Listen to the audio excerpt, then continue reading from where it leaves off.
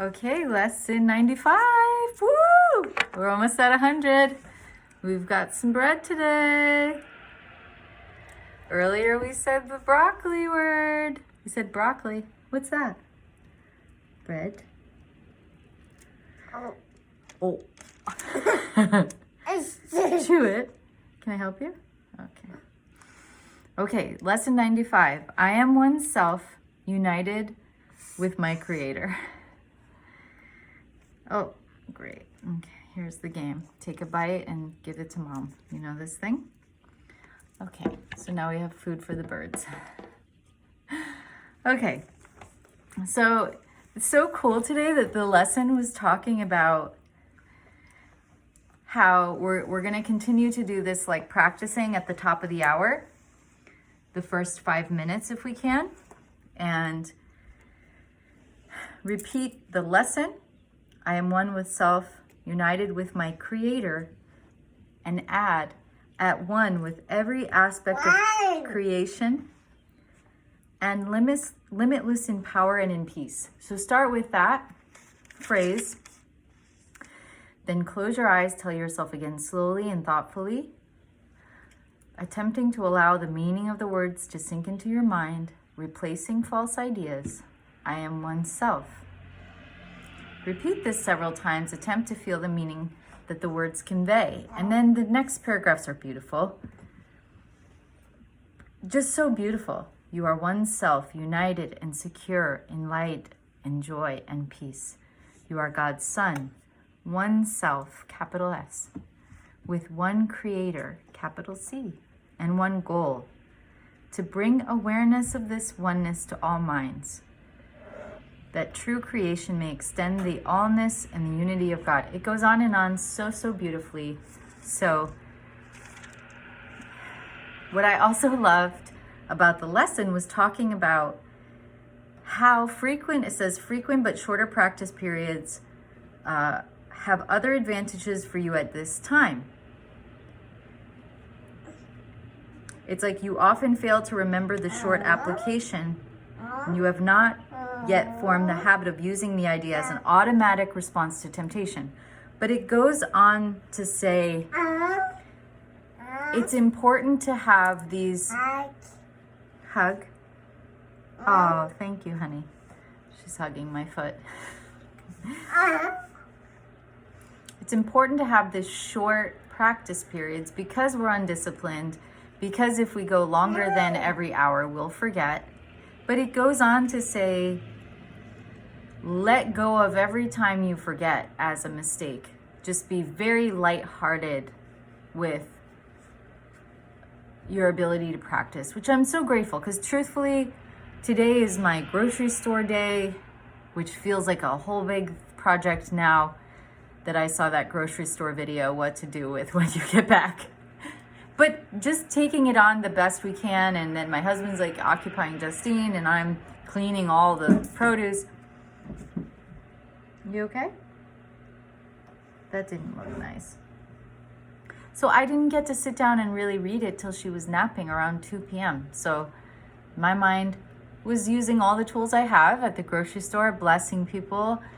I told one person this story, but there was the line that I stood in with the 6-foot markers of social distancing, respecting.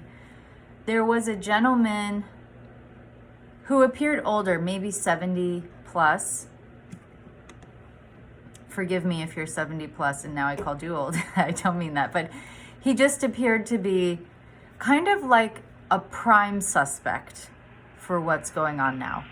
And he was dressed a little bit like, who knows, you know, it's like he could have been a billionaire, but he appeared to be scruffy, like, let me just use the adjectives that will help tell the story. And the guy behind him was standing 2 lines behind and clearly talking to the neighbor that, look at this character, because the guy who was scruffy was not wearing a mask. And I don't know why this guy was making such a stink.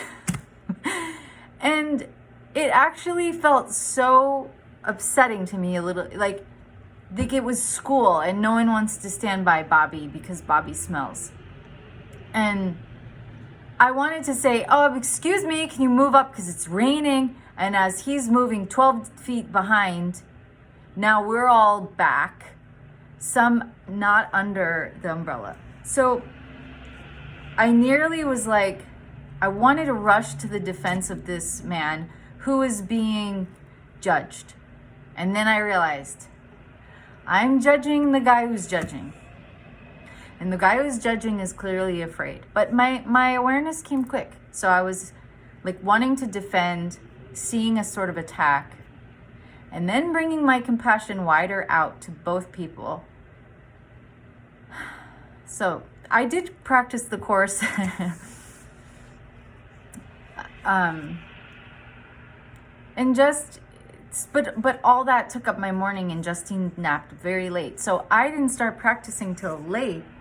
And here I am forgiven, you know, as I know I am. But as you hear me sometimes say in my videos, like, sorry, not great, I'm trying, I'll get better. But it's like, don't waste any time or energy feeling any kind of guilt.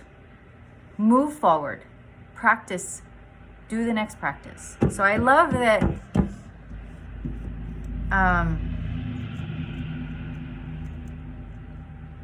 It says, do not, however, use your lapses from the schedule as an excuse not to return. There may well be a temptation to regard the day as lost because you have already failed to do what is required. This should, however, merely be recognized as what it is, a refusal to let your mistake be corrected and unwillingness to try again.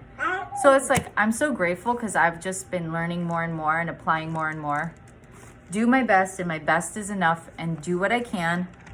But just stay on the horse, you know, no matter how far I'm off the horse. And to be truthful with you now, I am recording these a day ahead. I've lost all sense of, I have, you know, no leeway, and apparently I will never regain it. And that's fine. I'm just doing the best that I can. So I know you are so understanding. And so, all this time I knew it. Justine turned the heater on. I was like, why does it sound? Can you turn it off? Great. You want to say bye? Okay. I did a little smell. Okay. So keep going. 95. I think on day 100, Justine and I will do a special dance. Okay. Say bye.